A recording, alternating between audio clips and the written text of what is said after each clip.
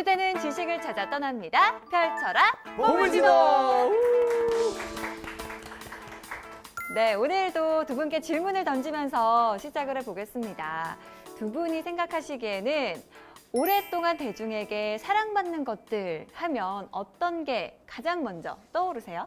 오랫동안 대중들에게 사랑을 받는 거. 아무래도 만화책? 만화책. 만화책! 만화책! 어질어질합니다. 자, 만화책. 만화책. 네. 만화책보다 더- 만화책 중에서도 저는 오랫동안 사랑받는 작품들이 있잖아요. 저는 제 주위가 거의 운동, 야구 하는 친구들이라서 야구 만화책은 많이 보더라고요. 되게 편파적입니다. 야구 만화책. 야구 만화책. 만화책 뭐 유명한 거 있어요? 뭐지? 다이아몬드 머시기. 다이아몬드 머시기. 잘 모르는 것 같아요. 잘 모르네요. 만화책을 별로 안 네. 좋아해서. 오랫동안 대중들에게 사랑을 받았는가? 나한테는 아니고. 제가 보기에는 김치나 고추장이 아닐까. 아. 일단 정말 거의 안 먹는 사람이 없을 뿐더러 음. 항상 밥상에 올라오니까 아, 꾸준히 그럴 사랑을 수 받는 것. 음. 네, 두 분이 말한 것도 오랫동안 사랑받는 것들이기도 하지만 또 하나가 있습니다. 바로 고전 문학인데요. 오늘 선장님을 모시고 우리나라 고전 문학에 대해서 이야기 나눠보도록 하겠습니다. 선장님 모셔볼게요. 선장님 나와주세요. 나와주세요. 안녕하십니까. 안녕하십니까.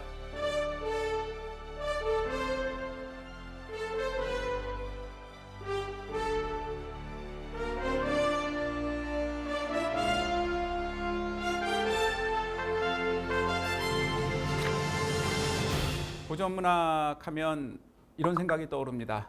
무슨 생각이 떠오르셔요? 그냥 고전적이고 뭔가 딱딱할 것 같은 느낌. 옛날 어. 거. 딱딱하다. 옛날 거. 또요? 한자로 적혀 있을 것 한자로 같다. 적혀 있는 것도 있고 한글로도 적혀 있는 것도 네. 있지만 그 한글도 읽으면 잘 이해가 안 되고요. 음. 저는 고전문학 하면 주변에서 들었을 때 가장 많이 들은 얘기가 뭐냐면 재미없어요. 재미없어. 재미없습니다. 재미가 없는 가장 큰 이유는 뭐냐면 그때 그 시절의 사람들의 느낌은 다 사라지고 그냥 결과만 가지고 보기 때문에 재미가 없습니다. 오늘날 우리에게 고전은 의무처럼 돼버렸어요. 왠지 고전을 모르면 좀 이상할 것 같고 한국을 좀 싫어하는 사람 같기도 하고 한국 사람 아닌 것 같기도 하고 이렇게 생각하면서 고전하면 뭔가 부담감이 느껴져요. 근데 사실은 부담 가질 필요가 없습니다. 세상에 얼마나 좋은 게 많아요. 또 가치 있는 게 많습니까? 그것만 하기에도 시간이 부족해요. 고전이 필요한 이유는 딱 한 가지입니다. 지금 우리에게 너무너무 필요하기 때문에. 고전이요. 예, 지금 나에게 너무너무 깊은 감동과 지금 나에게 굉장히 유익하니까 필요하지 유익하지 않은 거를 시험 보시지 않으실 거잖아요. 네. 고등학교는 이미 시절이 다 지났잖아요. 예. 고전문학을 우리가 공부할 것도 아니고요. 네. 해야 될 필요도 없습니다. 고전문학을 고전문학으로 제대로 하려면 그때 그 시절로 가야 됩니다. 어떻게 가요? 배를 타고요. 오늘 배를 타고 가는군요. 타고 가야 됩니다. 그때 그 시절로 가야 돼요. 그때 그 시절로 갈 때 제일 중요한 게 뭐냐면 지금 여기를 잠시 잊고 가셔야 돼요. 여기 건 놓고 네. 거기는 어떠지 하고 한번 가보셔야 돼요. 여기 생각을 가지고 가시는 게 아니라 거기도 사람이 살았고 그때 사람도 즐거웠고 행복했고 하는 곳을 운전을 해가면서 쭉 가시면 정말 살아서 춤추는 엄청나게 아름다운 춤들을 보실 수 있습니다. 그러면은 오늘 저희가 뿅 이렇게 하면 우리 그 감독님들께서 CG로 한복 입혀주시나요? 딱 어려운 우리 거 해보자, 시키고 해보자, 그래. 해보자, 해보자. 하나, 둘, 둘, 셋, 뿅.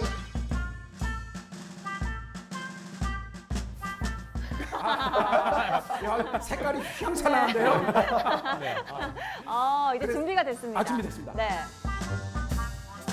우리나라의 고전 문학 작품 중에서 정말 이거는 잊을 수 없어 또는 제대로 본 적도 없고 읽은 적도 없지만 이 작품은 내가 알아 하는 게 있을 수 있습니다. 네. 그게 뭐죠?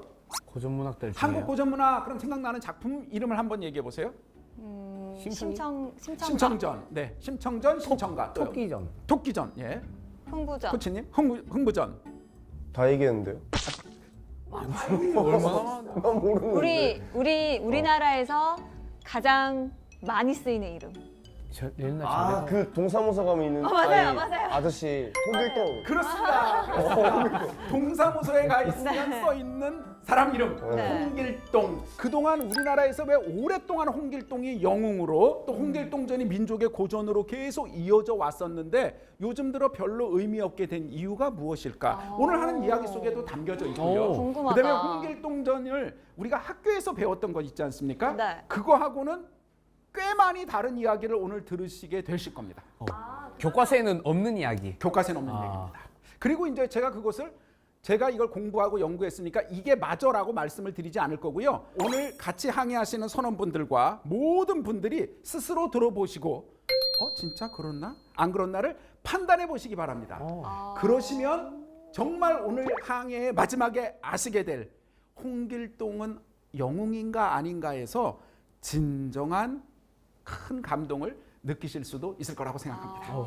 그러면 오늘 홍길동전 이야기를 해주시는데 우리가 이때까지 알고 있던 홍길동전이 아니라 새로운 시각의 홍길동전, 그동안 몰랐던 부분들에 대해서 이야기를 나누는 거잖아요. 예, 그렇습니다. 기대됩니다. 네.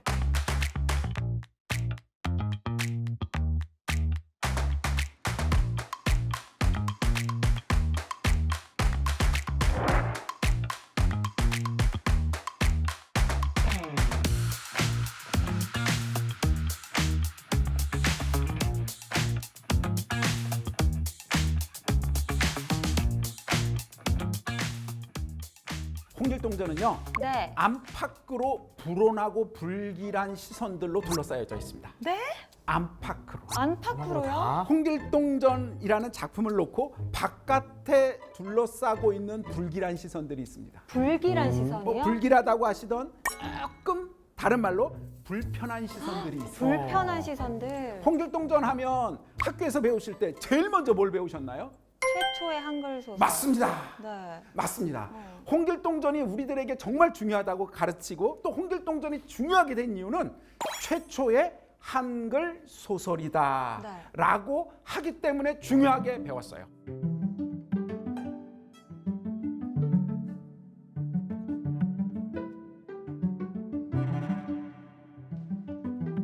그러면 왜 최초의 한글 소설인가요? 어떤 근거가 있어야 최초의 한글 소설이야 라고 배우지 않겠습니까? 그렇죠. 학교에서는 왜 홍길동전을 최초의 한글 소설이라고 가르치나요? 남아있는 한글 소설 중에 가장 오래된 거니까. 뭐 비슷합니다. 누가 이, 소문처럼 야 그게 제일 먼저 적은 거래 이렇게 해서 막 그게 소문이 사실화된 거예요. 굉장히 정말 정확한 접근을 하셨어요.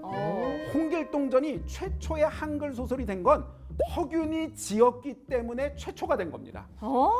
일단 지은이가 어떤 사람인지 알 수 있기 때문에 그렇게 지정할 수 있는 그렇습니다. 거예요. 정확하셔요. 근거가 딱 하나가 있습니다. 택당 이식이라는 분이 계셨어요.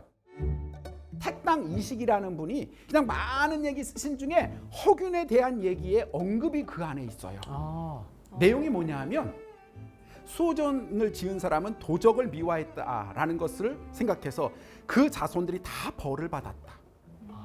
그런데 허균과 그의 무리들이 자기 수호전을 너무 좋아해서 수호전에 나오는 도적들의 호칭을 가져다가 자기들끼리 서로 부르며 낄낄낄낄 웃으며 다니면서 그런 짓들을 했고 역사상 보면 그들이 이런저런 문제를 일으켰었다. 그런데 이 허균이 수호전을 모방해서 홍길동전을 지었다라고 언급했어요. 이식 선생님이요. 택당 이식이라는 분이 우리나라 역사상 가장 이른 시기에 허균에게서 공부를 배웠던 분이시거든요. 그러니까 허균과 관련이 있는 분이에요. 이 이후에도 조선시대 내내 홍길동전은 허균이 지은 거야라는 언급이 몇 개가 있어요. 그러니까 이식 선생님의 기록 말고도요. 말고도요. 그런데 그 다음에 기록들은 어떤 거냐면 옛날 분들이 글 쓰는 방법은 여기저기서 들었던 것, 당신이 봤던 책에 있는 걸 그냥 옮겨 적는 거예요. 이건 표절이 아니라 아는 거를 많이 가져다가 잘 정리하는 스타일식으로 옛날 분들은 책을 적으셨어요. 그러니까 후대 분들이 적은 거는 택당 이식 선생이 쓴 택당집에 있는 기록을 봤기 때문에 그걸 그대로 옮겨 적었습니다. 그러면 여기서 지금 홍길동전을 지은 작가는 허균이다라는 네. 거의 유일한 증거이자 기록은 택당 이식이 쓴 글이 전부라는 건가요? 그렇습니다. 정확하셔요.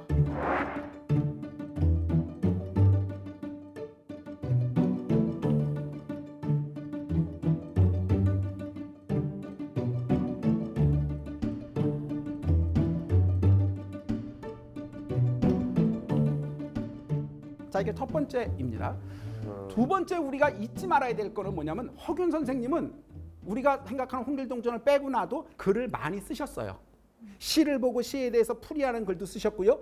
또 우리가 보기에 소설하고 비슷한 전이라는 걸 썼어요. 남궁선생전, 장생전 뭐 이런 것처럼 5편의 작품을 쓰셨는데 그거는 다 한문으로 쓰셨습니다. 허균 선생이 쓴 글들은 홍길동전을 제외하면 다 한문으로 쓰셨어요. 다 한문으로. 자, 아무튼 우린 거기까지만 잠시 하고 나중에 다시 정리하기로 하고요. 점점 의심이 생기는데요. 야, 아니 뭐 있는 그대로 얘기해. 어느 편을 들 필요도 없고요. 자, 이렇게 허균이라는 사람이 이렇게 지었는데 라는 거는 조선시대 내내 쭉 나왔는데 그러면 택당 이식 선생님은 뭐라고 그랬죠? 홍길동전은 허균이 지었어 라고 하셨어요. 네. 우리 거기에 뭐가 없죠? 홍길동전은 허균이 한글로 지었어 이렇게 말하진 않으셨어요. 홍길동전은 허균이 한문으로 지었어 이 얘기도 안 하셨어요. 그냥 지었어. 그냥 지었어요. 자, 여기서 너무 당연한 택당 선생님은 진짜 허균이 쓴 거를 봤으니까 또는 그렇게 생각하시니까 쓰셨겠죠. 그분이 만약에 보셨다면 한문으로 쓴 걸 보셨을까요? 한글로 쓴 걸 보셨을까요? 아, 진짜 물어보고 싶네요. 물어보고 싶으시죠? 네. 예. 자, 다른 문제라면 이런 건 연구자들이나 학자들에게 아무 의문도 되지 않습니다. 택당 이식은 한학을 하셨고요. 한글로 쓰신 글은 없고 한문으로 다 쓰셨죠. 당연히 허균이 썼다면 한문으로 썼을 테고 한문으로 쓴 거를 보셨을 테고 그거는 한문으로 쓴 홍길동전일 거야라고 학자들은 당연히 합리적으로 논리적으로 판단합니다. 그런데 그러지 않고 한글로 썼을 거야라고 생각을 해요. 우리는 그렇게 된 가장 중요한 게 뭐냐? 조선시대 내내 홍길동전을 한글로 썼는지 한문으로 썼는지는 문제가 아니었어요. 그건 중요한 문제가 아니거든요. 누구에게 중요하죠? 우리들에게만 지금 문제 중요합니다. 풀어야 되니까. 문제 풀어야 되고요. 네. 이게 최초의 한글은 누구 거냐라는 것이 되게 중요한 문제가 되었던 우리들에게만 중요한 겁니다. 옛날 분들은 하나도 중요하지 않았어요. 나도 안 중요한데. 안 중요하지 않습니까? 이거? 하나도 안 중요합니다. 이게 무슨 의미가 있냐? 그렇습니다. 아무런 의미가 없는데 그걸 의미화 시켜서 가져온 것입니다. 왜 가져왔는가? 필요하니까. 어디에 필요하냐? 우리의 삶에 실제 필요하기보다는 그렇게 가져온 것을 가치 있다고 생각하는 분들 입장에서 필요하니까 가져온 겁니다. 그리고 그걸 계속 재생산했던 거죠. 자, 그러면 허균의 홍길동전은 한글로 지어졌어라는 것을 최초로 말씀하신 분이 누구냐? 김태준이라는 분입니다. 김태준이라는 분이 동아일보에 1930년대에 조선 소설사라는 우리나라 전체 조선의 소설의 역사에 대한 거를 칼럼을 연재하셨어요. 1930년대는 일제강점기죠. 1930년입니다. 그때 막 하시면서 이분이 제목을 적으셨어요. 한글 소설 홍길동전. 이렇게 해서 홍길동전이 한글이라는 점을 강조했고 허균이 지었어라는 것을 말씀하셨어요. 우리의 수없이 많은 문헌을 다 뒤지면 홍길동전은 허균이 지은 거야를 최초로 말한 사람은 택당 이식 선생님의 조선시대 분이고요. 한글로 지었어를 최초로 말한 사람은 1930년 동아일보에 연재했던 김태준 선생님입니다. 이분이 이걸 나중에 모아서 1933년 책으로 내셨어요. 그러니까 33년이 아니라 빨리 해도 1930년에 이분이 한글로 홍길동전을 허균이 지었어라고 얘기하신 역사상 최초의 분이십니다. 자, 그러면 너무 당연히 질문하고 싶잖아요. 무슨 근거로 한글로 쓰셨다고 그랬을까? 이런 게 질문이 되겠잖아요. 이분 살아있나요? 돌아가셨죠. 돌아가셔서 여쭤볼 수도 없고 이분이 계시는 동안에 돌아가셨는데 이분은 한글로 썼다는 근거는 제시하지 않으셨어요. 그리고 이분이 그러면 허균이 홍길동전을 한글로 지었다고 그러면서 제시하셨던 건 앞서 봤던 택당 이식의 그 기록뿐이에요.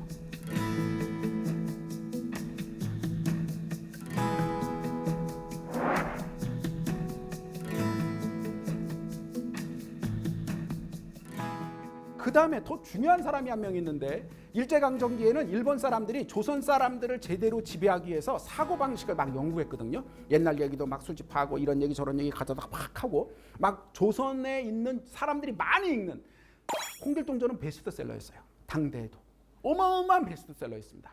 그래서 그거를 일본어로 번역을 했습니다. 그래서 당연히 일본어로 번역한 건 일본에 소개하려고 1926년 호소이 하지메가 일본어로 번역했습니다. 그럼 번역하면 이거에 대해서 어떻게 해요? 한국을 잘 지배하고 한국을 잘 이해하고 한국을 잘 분석하기 위해서 한 거니까 뭐가 있다면 설명해서 가능성이 있는데 이분도 역시 허균이 지었다는 언급은 안 하셨어요. 자, 안 했다고 그래서 허균이 아닌 건 아닙니다. 우리는 아주 냉정해. 우리 처음 하는 얘기는 다 냉정합니다. 허균 언급하지 않았어요. 객관적으로. 네. 그러다음에 이제 중요한 사람이 누구냐면 1927년 경성제국대학교 교수였던 다카시 도루라는 분이 있습니다. 꼭 기억해야 될 유명하고 중요한 언급을 했어요.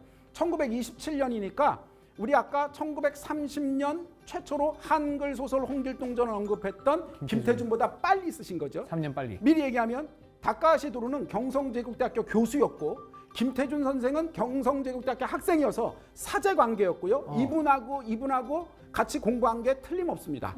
나중에 두 분이 같이 공동 보고서도 써냈어요. 그러니까 다카시 도루에게서 김태준 선생이 배운 것이 틀림없습니다. 그거는 뭐 논란의 여지가 없어요. 다카시 도루가 근대에 들어와선 최초로 자 택당 이식이 홍길동전은 허균이 지었어 라고 하는 중에 쭉 와서 근대에서는 자 천재였던 최남선도 언급하지 않고 우리나라 거를 일본에 번역하려고 했던 일본 사람도 언급하지 않고 드디어 1926년 경성제국대 교수였던 다카시 도루가 조선의 문학에 대해서 연구하면서 하는 연구서를 내면서 일본에 냈습니다. 물론 일본어로. 홍길동전은 허균이 지었다라고 언급하셨어요. 최초로. 언급하면서 그 근거로 뭘 얘기했냐면 우리가 아까 봤던 택당 이식의 기록을 가져왔어요. 아, 그러니까 그렇게 하면서 그거를 배운 김태준 선생이 아, 그걸 가지고 그 다음에 한글 소설 얘기를 했겠구나 이렇게 알 수 있지만 사실 다카시 도루 선생이 말했던 것을 보면 뭐라고 돼 있냐면 이렇게 돼 있습니다. 지금 조선의 많은 사람들이 읽고 있는 홍길동전은 택당 이식의 글에 의하면 허균이 지었다고 한다. 그러나 택당 이식이 본 것은 한글로 지어진 홍길동전이 아니라 아마도 한문이었을 것이다. 그 한문 원본은 언제 사라졌는지는 모른다. 이 그 교수님의 김태준. 제자인 김태준님은 왜 한글로 썼다고 한 거예요? 한글로 써서 쓴 것이 우리 민족의 정체성과 주체성을 강화시킨다고 생각하셨던 것 당시 같습니다. 시대적 배경이. 그러면은 같이 사제 관계인데 예, 스승은 한글인지 한문인지 알 수 없다라고 썼고 정확하게는 네. 한글로 썼을 수 없다고 단정했습니다. 오히려 스승은 그 시대에는요 한글로 소설을 쓴다는 게 어려울 뿐만 아니라 한글로 쓴 것을 택당 이식이 언급할 수가 없고 허균이라는 사람의 문학이나 그 사람의 쓴 글을 보면 이 정도의 현재 우리가 보는 막 호풍환호하고 호부호용을 못하고 했던 이런 내용의 소설을 허균이 지을 가능성이 거의 없다. 아마도 한문으로 쓴 어떤 것이 있었는데 그것이 후대에 와서 이렇게 변했을 것이다. 그리고 그 원본은 지금은 없다. 이렇게 언급하셨어요. 그리고 이게 문학을 조금만 공부하고 조선시대를 공부한 사람이면 너무나 당연히 그렇게 판단하는 게 훨씬 더 논리적이고 타당합니다. 그런데 우리가 그러지 못한 가장 큰 이유는 거꾸로 정했기 때문이에요. 한글 소설 최초는 뭐지? 아, 홍길동전. 왜? 허균이니까. 허균이 홍길동전을 지었을 수는 있지만 한문으로 지었다 그러면 최초의 한글 소설이 홍길동전이라는 게 사라지죠. 그러니까 절대로 홍길동전을 허균이 지었다가 중요한 게 아니라 허균이 홍길동전을 지었는데 한글로 꼭 지었어까지를 세 개를 꽉 묶어야 되는 문제였어요. 이 중에 한글만 빼버리도 단순한 문제이고 사실은 그게 훨씬 더 본질에 가까울 수도 있고 아니면 허균이 홍길동전을 전혀 짓지 않았을 수도 있는데 그런 거와 상관없이 그런 문제가 생기고 말았던 거죠. 결과에 끼워 맞추기 위한. 그렇습니다. 그러면 여기까지 정리를 하자면 홍길동전은 허균이 썼다라는 거는 이제 택당 이식의 기록에 있는 게 유일하고 네. 한글로 쓰여졌다라는 이야기는 김태준 선생님이 쓴 글이 유일하고. 그렇습니다. 그런데 그 근거가 무엇이냐는 언급하지 않으셨어요. 그러나 우리가 타당하게 생각해 볼 수 있습니다. 한글인가 아닌가 정도는.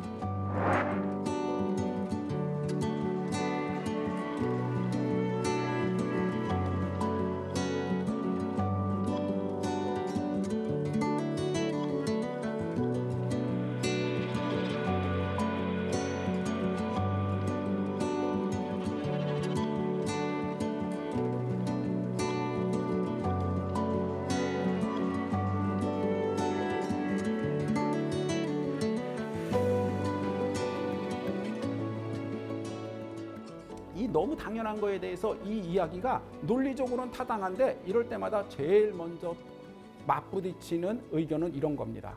아니 그거 다 그냥 알고 있는 거잖아 한글로. 그걸 뭐 이렇게 한글이냐 아니냐 그걸 뭐하러 아무 문제 없는 걸 왜 자꾸 이렇게 까발려가지고 훅 해. 그러면 시끄럽기만 하고 정신만 없지 왜 그래. 왜 들쑤시냐? 그렇습니다. 그 시각이 제일 먼저 있는 거예요. 그런데요 학문은 약간 옆으로 차치하고 있어요. 학문도 마찬가지지만 고전은요 늘 진실을 말합니다. 지금 우리가 그렇게 해석하지 않아도 언젠가는 누군가가 해석할 거고요. 고전이 고전인 이유는 그곳에 엄청난 보물이 숨겨져 있기 때문이에요. 그 보물을 있는 그대로 보는 자에게만 그 보물이 의미 있게 찾아지는 거죠. 다른 시각에서 보면 그저 돌멩이 내지는 흙, 먼지 쌓인 쓰레기 정도처럼 보이게 되는 것입니다. 고전이 재미가 없고 재미가 있고를 떠나서 가치가 있고 없고의 가장 큰 거는 원래 그랬던 의미를 있는 그대로 보느냐 안 보느냐에 따라서 그 가치가 보물이 될 것이냐 아니면 쓰잘데기 없는 돌멩이가 될 것이냐라는 겁니다.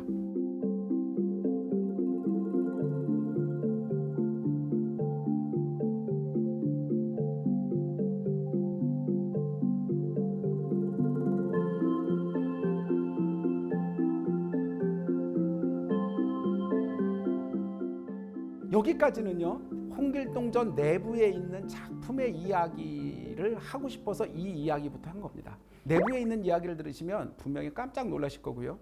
이 이야기를 들으시면서 왜 그렇게 외부에 있는 문제를 객관적으로 냉정하게 보려고 했는지를 아시게 될 겁니다. 연구자들은 아주 일찍부터 홍길동전을 연구하면서 괴로웠습니다. 홍길동전 앞부분 내용하고 뒷부분 내용이 잘 안 맞는 거예요.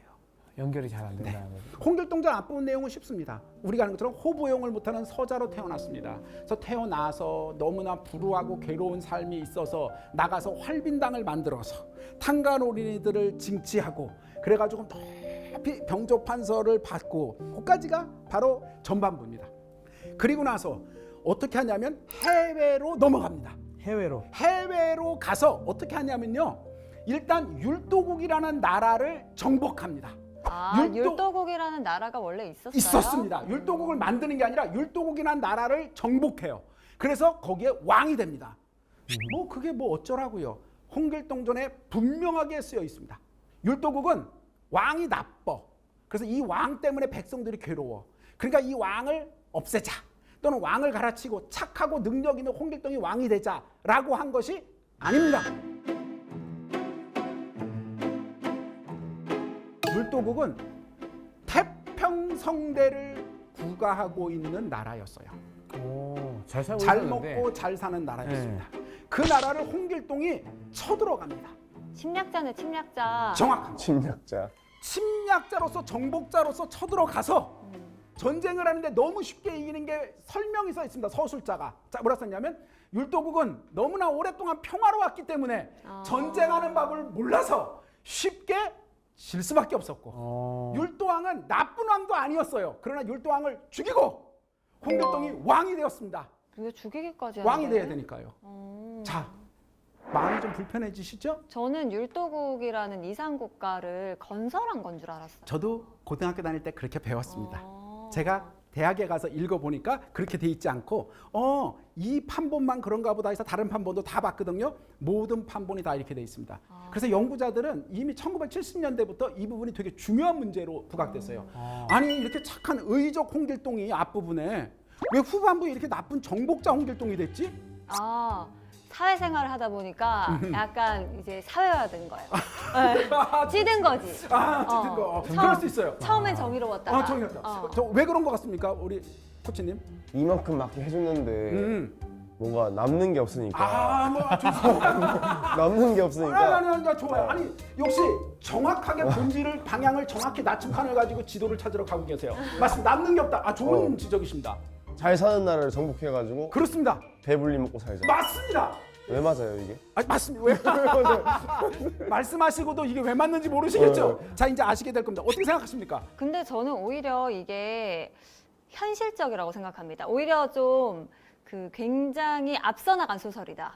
왜냐하면 같은 인간으로서 그럴 수 있잖아요. 이게 처음에는 좀 정의로웠다가 이게 또 명예, 권력, 맛을 보니까 사람이 변하는 거예요. 그렇지. 그래서 홍길동이 나중에는 처음에는 좋은 의도였지만 말년은 그렇게 권력을 누렸다 하는 게 저는 오히려 현실적입니다. 봐 이렇다니까. 네. 너무나 정확하고 타당한 설명을 하시고요. 너무나 정확하게 방향을 보시잖아요. 근데 이런 말씀을 하시면 좋아하시겠어요? 안 좋아하시겠어요? 안 좋아하죠. 왜 안 홍길동. 좋아할까요? 영웅이 돼야 되니까요. 그렇죠. 홍길동은. 그때 생각하는 영웅이라는 관념은 어떤 관념일까요? 작품 속에 있는 진짜 홍길동의 영웅, 그 작품을 썼던 진짜 작가의 생각하는 영웅이 아니라 우리가 생각하는 만들어낸 영웅의 틀에 막 갖다 집어넣은 거예요. 그러다 보니까 진짜 실제로 홍길동이 베스트셀러였어요. 그 당시 조선시대 말기부터 예를 들어 일제강점기까지 수없이 많은 사람들이 홍길동전을 읽고 감동했다니까요. 그러니까 그들이 왜 감동했는지를 모른다니까요. 그냥 벗어놓은 옷이나 보는 거라니까요. 그리고 막 외우는 거예요. 그러니까 홍길동전이 불편한 거를 다 빼고 사실 불편한 게 아닌데 설명을 안 해주고 그냥 이상하다고 하고. 근데 왜 다른 소설, 고전 소설 보면 이런 캐릭터가 많거든요. 근데 왜 홍길동전은 그렇지 않은 것처럼 의도적으로 막 좋은 영웅을 만드냐 하면 최초의 한글 소설 홍길동전의 영웅인 홍길동을 그렇게 이상하게 보면 안 되잖아라는 정말 길고 긴 이 관념이 이렇게 만들어낸 거예요. 홍길동 영웅 아니야. 우리가 생각하는 그런 영웅이 아니라는 겁니다. 그러나 홍길동은 진짜 영웅이에요. 그 진짜 영웅인 걸 못 찾아낸 거라니까요. 우리가 왜 못 찾아내느냐? 엉뚱하게 보고 있으니까. 찾아내자.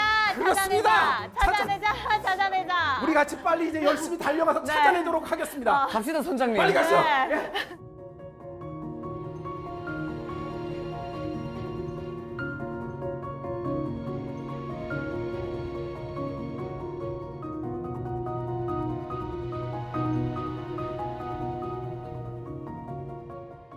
문학에서 전 세계 문학에서 영웅의 탄생이라는 구조가 있어요. 네. 영웅이라는 캐릭터는 반드시 이래야 돼. 어떤 거냐? 영웅은 태어날 때부터 보통 인간이 아니야. 다른 사람 그냥 태어나는데 얘는 태어날 때 아주 신기하게 태어나요. 태몽이 있거나 알이 있거나 알았어. 꿈을 꾸거나 그래서 뭐. 꿈을 꾸거나 신기하게 태어나야만 영웅이에요. 네. 자, 이게 첫 번째 기이하고 신기하게 태어나. 그리고 두 번째는 어떻게 하냐? 어려서 막 괴로움을 겪고. 그런데 그거를 막 열심히 노력해서 극복해요. 그리고 국가 민족을 위해서 충성을 해. 그래서 잘 먹고 잘 살아. 이게 영웅이 일생을 살아가는 거예요. 맞아요. 그래서 이거를 영웅의 일생이라고 부릅니다. 그러면서 많은 연구자들이 홍길동이야말로 영웅의 일생이야 라고 설명했어요. 봐라! 서자로서 청룡의 꿈을 꾸고 태어났잖아. 그리고 서자로서 어려서 고생해서 호부영을 해서 괴로워서 결국 가출했잖아. 그러나 자신의 힘으로 열심히 노력해서 활빈당을 만들고 뭐 만들어서 결국 영웅을 했고 국가 민족에서 잘했잖아 라고 해서 영웅의 탄생이라고 말한 거예요. 네. 그런데 우리가 이렇게 막 말하면서 뒷부분 가리가 좀 찜찜하죠? 네, 국가 민족을 위해서. 그렇습니다. 우리는 그 작품을 다 전체를 안 보고 그냥 그런가 보다 했는데 국가 민족이 찜찜하죠? 네. 이 앞부분도 찜찜해요. 영웅의 탄생이란 거는 기이하고 특별하게 태어나야 되거든요. 네. 홍길동이 어떻게 태어났는지 아십니까? 서자의 자식으로 태어났죠. 얼짜잖아요. 우리 그거만 알아요. 서자와 얼자. 자, 서자와 얼자를 잠깐 말씀드리면 옛날에는 네 개의 단순한 신분이 있어요. 양반, 중인, 평민, 천민. 그래서 처와 첩이 있고요. 처는 공식적으로 양반은 양반끼리 결혼한 처가 있고요. 첩은 그냥 데려다가 부인으로 삼는 거의 종 수준으로 삼는 첩이에요. 이 첩들은 당연히 양반이 첩이 되지 않습니다. 중인이나 평민이나 천민이 돼요. 근데 이 첩도 원래 신분이 뭐냐에 따라서 여기에 또 차별이 있어. 그래서 이제 그 여자가 중인 출신이냐, 평민 출신이냐, 천민 출신이냐에 따라서 자기들끼리 또 싸워. 어느 날 아버지 홍판서가 네. 제일 중요한 건 뭐냐? 낮에. 낮에. 낮에. 낮이 제일 중요해요. 낮에 잠을 자요. 자, 우리 뭘 아셔야 되냐면요. 조선시대 사람들이 어떻게 사냐면 안방, 안채는 여인들이 삽니다. 여자들이 살고요. 남자는 안채에 살지 않고 요 바깥에 있는 사랑채, 사랑방이라는데 요즘은 없는데 사랑채에 살아요. 그래서 여기 오는 친구도 여기서 만나고 종들 만나고 여기서 사세요. 여기서 사서 여기서 주무시기도 해요. 사랑채는 남성의 공간, 안채는 여성의 공간입니다. 자, 낮에는 어딨냐? 남자들은 그러니까 사랑채에 있으시는 사랑채. 거예요. 너무 당연히 홍판석께서 사랑채에서 뭐 공부를 하셨는지 모르는지 모르는데 낮잠을 주무셨어요. 낮잠을 막 자고 있는데 갑자기 꿈에 청룡이 나타난 거야. 청룡이 확 나타나서 달려들면서 막 하는 이런 꿈을 딱 꾸서 딱 깬 거예요. 너무 상스럽잖아. 그 순간 생각이 딱 드는 게 야, 이거 태몽이다. 태몽이다. 청룡의 꿈을 꿨다. 이건 분명히 엄청난 자식을 하늘에서 나에게 주시려는 거다. 라고 생각해서 이분이 지금 낮이었잖아요. 일어나서 안채로 가세요. 네. 왜? 자식을 무서워서. 낳아야 되니까. 무서워서. 태몽. 안 무서워, 태몽은. 아이 무서워 하면서. 태몽은 안 무서워. 태몽은 안 무서워. 홍판사님께서. 태몽이다 애를 만들어야겠다. 애를 만들겠다. 그래가지고 딱 일어나서 자, 지금 언제라고요? 낮이요. 낮에 기억하세요. 네. 낮에 나 해서 안채로 가가지고 자, 어머. 우리 다 알아. 꿈 얘기를 이렇게 하면 꿈의 효력이 사라지잖아. 꿈 얘기하면 안 돼요. 안 돼, 안 돼. 네. 꿈 얘기하면 안 돼. 네. 꿈 얘기 안 해요. 네. 그러니까 말은 못 하고 가서 지금 뭐라고? 낮에. 낮에. 안채에 이제 부인이 있죠. 부인 에헴. 앞본에 써 있어요. 그래서 이렇게 손을 잡고 하려니까 자, 부인 입장이 돼 봅시다. 앉혀 있는데 갑자기 언제? 낮에. 남편이 들어오더니 갑자기 막 이제 손을 잡고 막 이제 옷을 벗기려고 그러고 이제 밤에 하는 일을 하려고 그래요. 자, 그 부인은 무슨 생각을 할까요? 이가 미쳤나? 적당히 그렇습니다. 해. 적당히. 그렇죠. 그래서 그렇게 써 있어요. 뭐라고 써 있냐면 뭐 하나. 원문에 그렇죠. 뭐하노? 젊고 혈기가 폭발하는 호르몬 폭발하는 애들이나 하는 짓이지. 대감처럼 체통이 높으신 분이 이게 무슨 짓입니까? 당연한 얘기예요. 당연한 얘기. 하고 뿌리쳐요. 이게 이상합니까? 아니요. 별로 이상할 게 없어요. 네. 뿌리치고 나는데 이 판서도 답답하겠지. 네. 내가 지금 청룡 꿈을 꿨는데 이게 진짜 답답해라. 근데 말은 못해. 말하면 어떻게? 꿈의 효력이 사라질까 봐. 그래서 원문에 써 있습니다. 뭐라고 써 있냐면 저 부인의 어리석음 답답함 때문에 하면서 할 수 없이 다시 사랑방으로 나왔어. 앉아가지고 울적한 마음에 이렇게 앉아 있는데 그때 마침 차를 드리려고 춘섬이에요, 이름이. 쭉 춘섬이가 차를 가지고 들어오는데 이렇게 보니까 애가 예뻐. 그래서 얘가 괜찮은 것 같아서 걔 손을 잡고 그래서 관계를 가져요. 그게 길동이 그래서 어머님이구나. 임신을 해서 낳은 사람이 홍길동입니다. 자, 여기서 너무 당연한 질문 한 가지를 하겠습니다. 내가 낮에 꿈을 꿨어. 얘기하면 효력이 사라지는 건 알겠어. 근데 꼭 낮에 내가 성관계를 해야 돼요? 아니요. 청룡 꿈의 효력이 고작 1시간이야? 아니 꿈을 꿨어 내가. 그럼 어떻게 하면 돼? 기다렸다가 밤에 하면 돼. 그렇습니다. 아니면 꿈에서 청룡이 귓속말로 야 이거 3시간짜리야 이렇게 간 거죠. 3시간짜리라고 네. 했다면 그건 네. 좋은 꿈은 아니야. 아, 그 그래요? 정도 3시간짜리 영웅은 필요가 없어. 그럼 청룡이 3시간 이렇게 말할게요. 그러진 않으셨겠죠? 너무 당연한 질문. 저는 당연히 이 부분을 지적했고 이걸 가지고 논문을 썼었는데요. 아무도 질문하지 않은 질문이 뭐냐? 왜? 홍길동을 영웅으로 봐야 되니까. 영웅의 탄생으로 봐야 되니까. 그런데 이거는 홍판서가 기다렸다 밤에 가서 동침하면 돼요. 네. 그런데 그러지 않았어요. 그 이유는 뭘까요? 하나밖에 없어요. 이유는. 뭐죠? 성격이 급해서. 본처랑 해서 놓기 싫어서. 근데 너무 남자의 시각으로 접근하는 거 아닙니까? 본질은 홍판서가 자다가 꿈을 꿨어. 꿈은 꿨겠지. 그런데 갑자기 성욕이 들끓는 거야. 그래서 지금 당장 이 문제를 해결해야 되는 게 이 사람의 본질이었어요.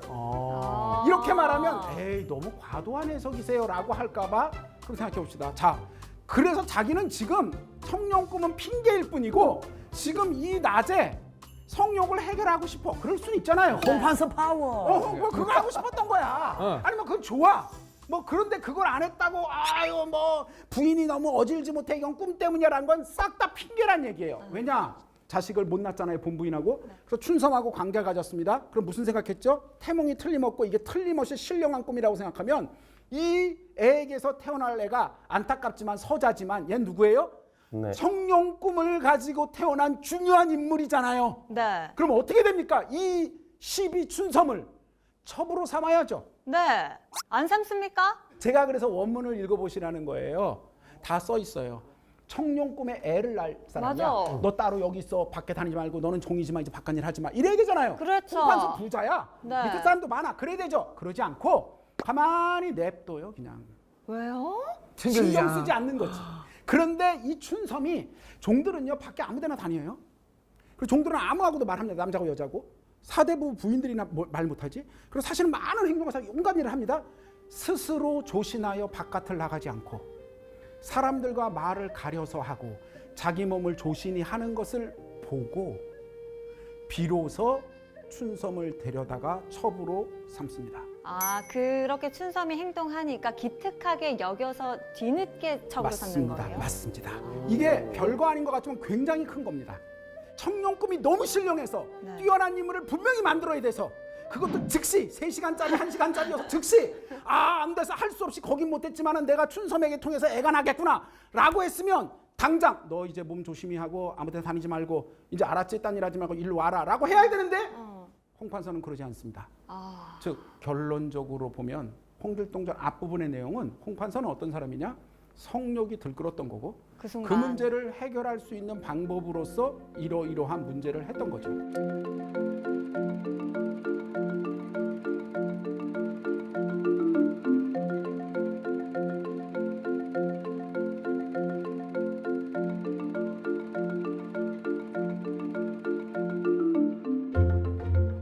이 문제가 왜 중요하냐면 홍길동이 정말 영웅적인 출생을 했냐는 거예요.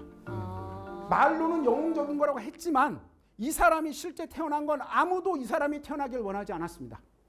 홍길동이 나중에 뭐라게 되면 가출을 하잖아요. 가출을 왜 한다고 알고 계십니까? 적소차별이 너무나 슬퍼서 적소차별의 슬픔을 벗어나서 가출을 했다 이렇게 알고 계시는데 맞는 말이지만 틀립니다. 우리가 옛날 시대를 몰라서 그런데 양반들은요 뭐가 없냐? 세금의 납부의 의무가 없어요. 아, 좋다. 춘섬이 다른 종하고 결혼해서 애를 낳아요. 그럼 얘는 뭡니까? 천민이 돼요. 평생 노동을 해야 되고요. 천민들은 물론 그 세금을 내지 않지만 혹시 평민으로 올라가면 세금을 내야 돼서 세금 내는 게 힘들어서 도적이 되고 도망가고 이런 정도거든요. 그런데 정말 호부호영을 못한다 해도 얘가 뭐가 돼요? 빠져가지고 저게 되는 거야.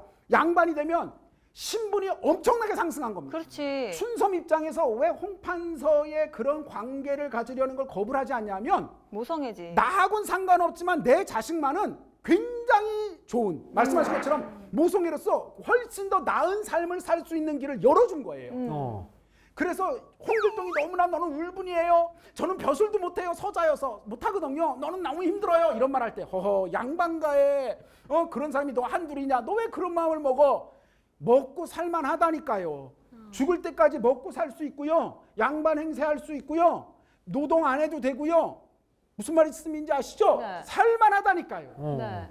재벌집 적자는 아니어도 재벌집 서자여서 그래도 이런 기업 한두 개 가질 수 있는 것처럼 편안하단 말이에요. 야, 배가 불렀네. 그렇죠. 그런데 왜 가출하냐고요? 배가 불러서 가 아니라 집안에서 홍길동을 살해하려는 모의가 일어나죠. 홍길동을 살해하려 한다고요? 쓰려고. 다른 첩이 있었는데 누구냐면 곡산 출신의 기생이었던 첩이 있었습니다. 춘섬보다 먼저 첩이 돼 있어요. 근데 아. 첩은 그들의 신분에 따라서 이게 계급이 달라진다 그랬잖아요. 네. 몸종하고 기녀 중에 누가 더 신분이 낮냐 하면 다 몸종이 천민이지만 아니요 기녀가 훨씬 미치해요. 근데다가 얘는 길동까지 나으니까 총애받는다고 그래서 원래 총애받던 곡산 출신의 기생인 초란이라는 여자가 초란. 홍길동을 죽일 생각을 막 꿈꿔요. 근데 그냥 죽이면 어떻게 됩니까? 우리가 아는 대로 자객을 보내서 죽이려고 하거든요. 함부로 그랬으면 실제 홍길동을 죽여도 그런 일을 꾸민 이 여자는 어떻게 돼요? 자기도 죽겠죠. 그래서 어떻게 되냐? 어떻게 죽이는 홍판서의 부인과 홍판서의 부인에게서 난 차기 이 집의 가부장이 돼야 될 아들 그 사람들에게 계속해서 설득합니다. 이간질하는. 예. 언젠가 화가 될 것입니다. 그럽니다. 그래서 무당이 와서 막 점을 쳤는데 나쁘게 말하게 하고 막 이래가지고 홍길동을 죽여 없애야지, 안 그러면 저놈이 집안에 화가 내서 역적이 되면 우리 다 죽습니다라고 계속 말을 해요. 가스라이팅. 그렇습니다. 그렇게 해서 결국 어떻게 되느냐? 집안 전체에서 홍길동을 죽이기로 허락해요. 아니 홍판서도요? 홍판서는 몸져 누워 있었고요. 방임합니다. 방임. 그럼 그 사람은요, 어떻게 할 거예요? 내가 태어났어. 내가 이렇게 태어나길 바랬던 건 아니야. 어떤 철학자가 말한 것처럼 모든 인간은 던져진 존재다, 그런 말을 했어요. 내가 태어나고 싶어 태어난 것도 아니고, 내가 잘하고 싶어 잘한 것도 아니고, 내가 이 모양으로 이렇게 좀 곤란하게 태어나고 싶어서도 아니고, 그냥 났더니 이럴 뿐인 거야. 나는 이렇게 태어나고 싶진 않았어. 그런데 태어났더니 능력은 뛰어나. 하고 싶은 마음이 없으면 상관없는데 마음도 뛰어나. 실제 내가 걔네들보다 훨씬 잘해. 근데 못하는 막 첩첩시야가 있어. 그 정도뿐만 아니라 아무도 내 편을 들어주지 않아. 서러워. 아버지도 내가 무슨 영혼이 아니라 아버지도 뭐냐 이렇게 해서 태어났고, 이름도 길동이잖아요. 길동이 뭡니까? 똥으로 읽잖아요. 길에 있는 똥. 길에서 주워오는 똥 같은 따, 이런 뜻입니다. 막 짓는 말이에요. 막동이, 길동이, 개똥이 천하게 지은 이름입니다. 우리가 홍길동 하니까 대단한 것 같지만 길동이라는 이름 자체는 그냥 천한 이름이에요. 고길동도 그랬어요. 그렇습니다. 고길동도 천한 이름이에요. 길동이라는 이름은, 즉 아무도 생각 안 하고, 심지어 친모도 너 그 정도면 그래도 살만한데 왜 그래? 우리 살다 보면 나는 너무너무 속상한데 부모님이 제대로 이해 못 해주는 게 당연히 있거든요. 그 모습이 홍길동에게 있는 거야. 엄마는 내가 너 할 수 있을 만큼 했잖아. 그 말씀이 맞는데, 엄마 저 사람들이 저 죽이려고 해요 라고까지는 말을 못하는 거야. 홍길동은 어떤 존재냐? 이 세상 모든 사람, 그 집안 모든 사람들이 태어나지 않았으면 좋겠는 자식이 왜 태어났어? 라는 시각을 태어날 때부터 평생을 받고 자란 사람이 바로 홍길동입니다.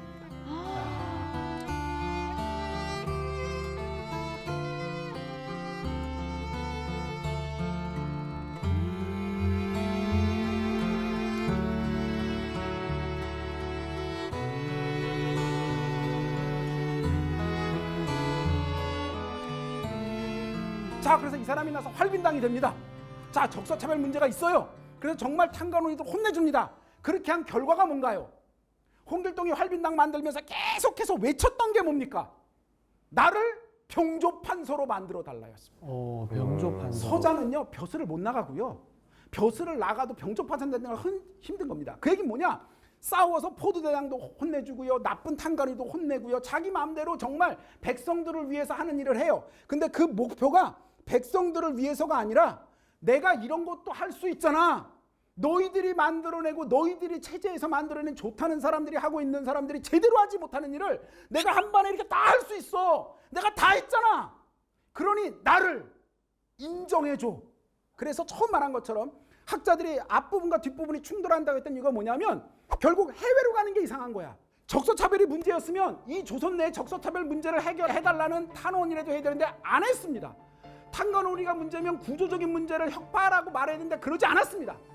홍길동이 처음부터까지 계속해서 주장했던 건 뭐냐면, 병조판서. 나를 병조판서로 인정해. 홍길동은 왜 해외로 가느냐? 자기가 병조판서가 될 수는 있다는 능력을 보이는 건 맞지만, 진짜로 홍길동이 병조판서로서 활동할 수 없는 건 너무나 잘 압니다. 혼자 합니까? 밑에 군사들이 따라줄 거예요? 이 홍길동이 보이고 싶은 건 나처럼 뛰어난 능력 있는 사람이 이 체제와, 심지어 이렇게 아무도 원하지 않는 출생을 했던 내가 이런 능력이 있다는 거를 사람들에게 보이고 싶었던 거고, 나를 인정해달라는 어마어마하게 강한 인정 욕구를 가지고 있는 거죠. 홍길동이 원했던 건 뭐냐? 백성들이 물론 잘 살면 물론 좋아요. 탄간호리가 없어지면 물론 좋습니다. 근데 그거를 할 수 있다는, 의적으로서 활동 안 한 게 아닙니다. 근데 의적으로서 활동하는 목표는 뭐냐? 정치가로서의 자신의 능력을 보여주는 거예요. 그러나 내가 여기서 이걸 할 수 없다는 걸 알기 때문에 적극적으로 내가 왕이 되어서 나만의, 내 스타일의 제대로 된 나라를 만들어서, 너희들은 기껏해야 병조판서나 뭐해서 끝나겠지만 나는 진짜 새로운 거를 할 수 있어라는, 인간이 할 수 있는 최고의 지위인 왕이 되는 모습까지를 보여주려고 한 겁니다. 그게 아까 코치님이 말씀하신 것처럼, 그래서 정복을 한 거고, 내가 이것을 잘할 수 있다. 나 이것까지 할 수 있어 라는 거를 보여주려고 했던 거죠. 사실은 홍길동전은 앞부분과 뒷부분이 균열되어 있지 않았습니다. 그러네요. 홍길동이라는 사람이 아무도 원하지 않는 자, 모든 자가 핑계로 만들어낸 자, 내 핑계로 성욕 때문에 나온 어떤 존재의 근거가 있다면 차라리 없어졌으면 좋겠죠. 근데 이놈이 심지어 똘똘한데 눌려 지내면 눌려 지내지도 않고 저는요 해요. 주변의 모든 사람이 얘가 다 불편해. 넌 왜 태어났니? 근데 심지어 왜 태어났는데 좀 바보스러우면 찌그러질 텐데 찌그러지지도 않아. 능력이 뛰어나서. 아우 너 왜 그러니? 친모조차도 좋은 마음이지만 아우 얘야 그냥 그 정도만 해라. 그 어머님의 말씀은 맞습니다. 너 이 정도면 많이 좋잖니 라고 말하는 거예요. 그 부분을 뛰어넘어서 아닙니다. 내가 여기까지 할 수 있고 난 이런 걸 할 수 있고 정말 나를 이해해 주세요 라고 끝까지 보여줬던 사람이 바로 홍길동이었던 겁니다. 지금 보니까 이게 홍길동이 그 정의를 위한 어떤 영웅 이야기라기보다는 굉장히 야망이 있었던, 네. 그리고 어렸을 적 유년 시절에 겪었던 그 심리적 결핍 때문에 네. 그 야망이 좀 다른 방향으로 발현된 그냥 개인적인 인물이라는 생각이 드네요. 그게 홍길동 영웅성의 본질입니다. 그리고 오늘날 우리가 홍길동전이 오늘날 우리들에게 고전이 되어야 되는 핵심이 바로 그것입니다. 요즘 보면요, 많은 분들이 사회가 좋아졌다, 뭐 했다, 뭐 그럴 수 있다 수없이 얘기합니다. 잘 안 들어옵니다. 홍길동이 하는 것처럼. 그래서 살다 보면 우리나라가 아직도 OECD 평균이나 뭐 이런 데 보면 여전히 우울한 분들도 많으시고 힘들다는 분도 많으시고 뭐 객관적으로 힘들 수 있고 정말 처참하게 힘들 수 있습니다. 하지만 목숨을 스스로 내려놓는 분들도 계시고가 여전히 우리가 굉장히 높습니다. 사실 홍길동은요, 뭐 모르겠습니다. 다른 분들하고 제가 다 알 수 없으니까 함부로 말할 수는 없지만 홍길동이 처했던 상황은 그 어떤 사람보다도 더 처참한, 아무도 너가 태어나길 바라지 않았고 넌 왜 태어났니라는 시각이 더더욱 그냥 비슷비슷한 천민들끼리 끼리끼리 야 너 바보잖아 라고 했을 때 느끼는 게 아니라 어마어마한 사람들이 실제로 나보다도 능력은 아니고 난 할 수 있는 건 아니고 아무도 칭찬보다는 아무도 격려보다는 아무도 그 사람이 잘 되길 바라는 것보다는 제발 그냥 좀 사라졌으면 좋겠다는, 아무도 원치 않는 그 자가 자신의 힘과 능력과 노력으로 굴하지 않고 꺾이지 않고 끝까지 자신의 삶을 이룩했던 모습으로서의 진정한 영웅이었던 거고, 그래서 조선시대 후기에 수없이 많은 사람들이 홍길동전을 읽고 흥분했던 것이고 그 시대에 베스트셀러가 되었던 이유도 역시 바로 이런 홍길동의 영웅성에 있기 때문인 것입니다.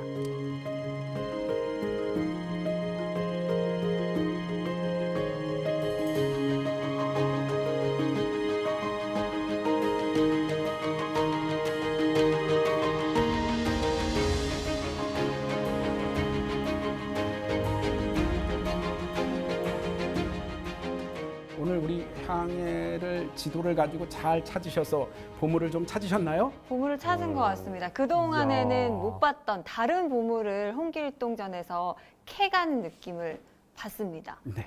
그리고 저는 오히려 정의로운 어떤 사회를 위한 그런 영웅이라기보다 그냥 개인 일생에 대한 이야기로 받아들여지니까 오히려 홍길동이라는 그 캐릭터에 좀 더 사람 냄새도 나면서 마음이 더 가네요. 맞습니다. 맞습니다. 그렇게 모든 분들이 홍길동을 보셨던 겁니다. 근데 그 논문을 쓰셨다고 했잖아요. 그 홍판서 네. 낮잠 부분에 주목을 해서 네. 이렇게 홍길동에 대한 새로운 시각을 쓰셨잖아요. 네. 그리고 홍길동, 허균 최초의 한글 소설 이런 부분에 대해서도 강의를 해주고 계시잖아요. 궁금한 게 그 선배 국문학자님들한테 안 혼나세요? 혼나지 않습니다. 혼나지 않으세요? 이분들이 다 우리 모든 학자들은요, 공부를 통해서 새로운 걸 발견하면 아 그럴 수도 있겠구나, 타당한 거 안 타당한 거 점검하시는 거지 그런 말 하면 안 돼 예끼 이러지 않으십니다. 그러면 한국이 발전하지 않으니까요. 괜히 쓸데없는 소리 해가지고 임마 머리 아프잖아 이러면. 야, 또 고쳐야 되잖아. 뭐 이러실까 봐. 허균이 최초의 한글 소설이냐 아니냐에 대해서는 저의 은사이기도 하신 다른 선생님께서 오랫동안 하셨고요. 작품에 그러니까 외적인 부분은 그 선생님께서 더 오래 하셨고요. 네. 이 뒷부분은 제가 제일 먼저 해서 계속해서 논문을 한 3-4편씩 썼습니다. 그거에 대해서 심사도 해서 뭐 게재도 하고 또 이런저런 의견이 있지만 예끼 그게 무슨 소리야? 라고 하시는 분은 아무도 안 계셨습니다. 그렇다면 일부 좀 견해가 다른 학자분들이나 여전히 조금 계시죠. 좀 충돌되는 부분들이 좀 있나요? 예, 여전히 다른 견해를 가지신 분들은 있습니다. 학문이라는 거는 다수결이 아니니까요. 네네네. 학문이라는 것은 다양한 소수의 의견들이어서 어떤 것이 더 논리적으로 타당한가를 이야기하는 거고 그 이야기를 이렇게 대중 모든 분들이 다 보시고 들으시고 무엇이 더 논리적이고 타당하고 무엇이 더 가치 있을까를 이제 잘 찾아내시는 거라고 생각을 합니다. 왠지 이제 과거에 있던 홍길동 선생님이 이제 현생에 이거 바라보시면 선장님이 되게 고마울 것 같아요. 하늘나라에서 고마워 이렇게 할 것 같아요. 저도 고맙습니다. 그런 말씀을 해주셔서. 왠지 나의 오해를 풀어줘서 고마워 이럴 수도 있을 것 같다는 생각이 불현듯 들었습니다. 오늘 홍길동에 대한 새로운 시각 알려주셨는데요. 오늘 강의를 또 한마디로 정의를 해주신다면요? 홍길동전은 우리 민족의 고전 중의 고전입니다. 고전 중의 고전인 이유는 바로 한 사람 개인의 인간의 꿈과 희망을 이야기하고 있기 때문입니다. 사회성도 있고 정체성도 있고 모든 게 있지만 그거 역시 중요하지만 더 중요한 건 한 사람 개인의 그 사람의 꿈과 삶과 희망을 간절한 마음으로 담고 있는 영웅의 이야기이기 때문입니다.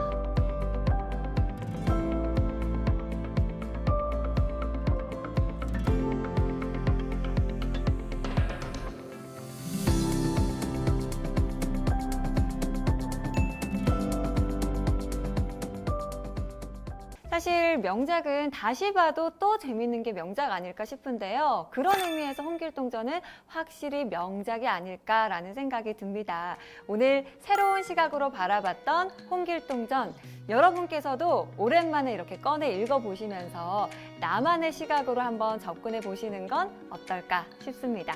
오늘의 지식항해 여기서 마무리하고요. 다음 주에도 다시 찾아오도록 하겠습니다. 외치면서 마무리할까요?